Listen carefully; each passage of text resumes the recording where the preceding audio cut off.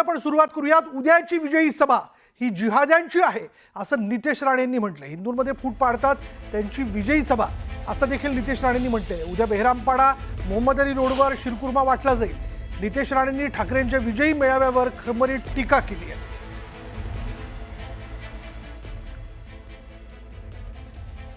विजयी सभा काय उद्देश उद्या मुंबईमध्ये उद्या विजयी सभा जिहाद्यांची आहे।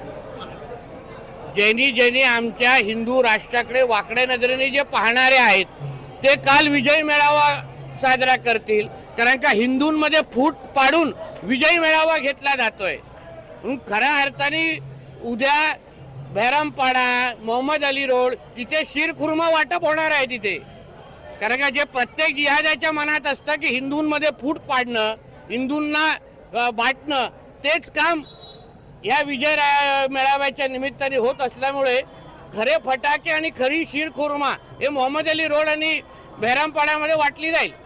खलनायक कोण आहे या सगळ्या ह्याच्यामध्ये? हे सगळे एकत्रीकरण करून जे हे करतोय, तुम्ही पत्रकार आहात, माझ्यापेक्षा तुम्हाला माहिती आहे। आम्हाला एवढंच माहिती आहे, हिंदू राष्ट्रामध्ये सगळे हिंदू आम्ही एकत्र राहिलं पाहिजे।